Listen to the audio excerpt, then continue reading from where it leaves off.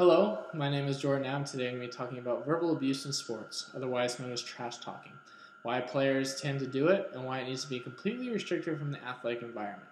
For quite some time now, trash talking has become the norm in sports. Fans and people alike praise the display of masculinity and toughness that is perceived through their attempt to assert dominance over their opponent. It is common to see on television a player being in the face of an opponent saying things that are obviously inappropriate. And the only action that tends to occur is physical separation, either caused by the officials or other players. There is not a harsh punishment, penalty, or flag that is bestowed upon these players who do this action. And it is essential that we address this issue because younger athletes tend to look up to these professional or collegiate athletes, adopting whatever behavior they tend to have.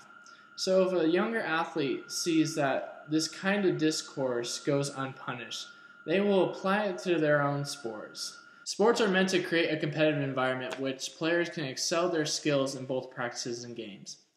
So there are some common misconceptions about trash talking.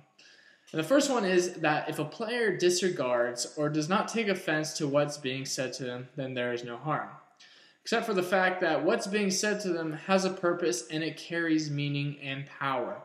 Therefore, it doesn't matter how the athlete responds to what's being said to them. The purpose of what's being said is to decrease the opponent's confidence in order to kind of gain an advantage in a performance. It truly shows a reflection of their own confidence.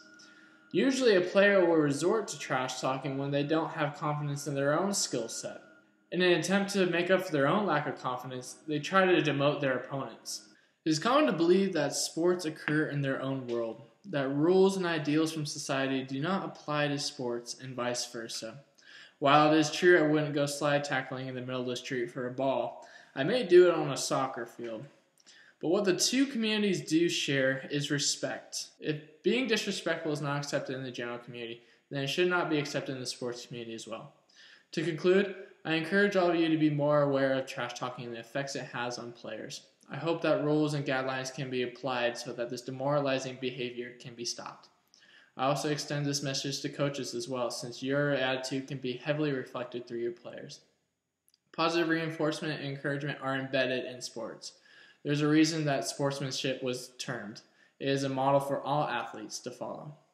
Thank you for taking the time to listen, and I'm excited to see what positive changes will be made next.